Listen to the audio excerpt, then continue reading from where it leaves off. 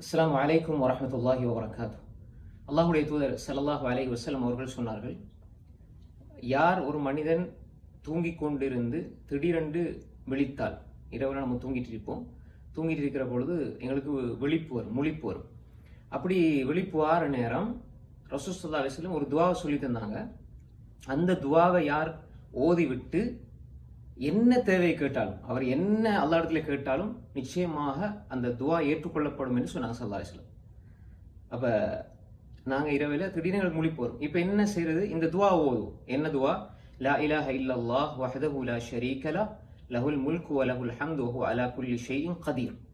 இது எல்லாருக்கும் பாடம். அதோட சேர்த்து அல்ஹம்துலில்லாஹ் வ சுப்ஹானல்லாஹ் வ லா இலாஹ இல்லல்லாஹ் வல்லாஹு அக்பர் வ லா ஹவ்ல வ லா குவத்த இல்லா பில்லாஹ். 6 விஷயங்கள். லா இலாஹ இல்லல்லாஹ் வஹ்தஹு லா ஷரீக லஹ் லஹுல் முல்கு வ லஹுல் ஹம்து வ ஹுவ அலா குல்லி ஷைஇன் கதீர். எல்லாருக்கும் பாடம். அடுத்தது அல்ஹம்துலில்லாஹ், அதுக்கப்புறம் வசுபஹானல்லாஹ், அதுக்கப்புறம் வலா இலாஹ இல்லல்லாஹ், அதுக்கப்புறம் அல்லாஹு அக்பர், அதுக்கப்புறம் வலா ஹவ்ல வலா குவத்த இல்லா பில்லாஹ். இதை ஓதி போட்டு நம்ம எதை கேட்டாலும் அல்லாஹு தஆலா நிச்சயமாக பதிலளிப்பான் என்பதாக ரசூல் ஸல்லல்லாஹு அலைஹி வஸல்லம் சொன்னாங்க. இந்த ஹதீஸ் சஹீஹுல் புகாரில 1154வது செய்தியாக பதிவு செய்யப்பட்டிருக்கிறது.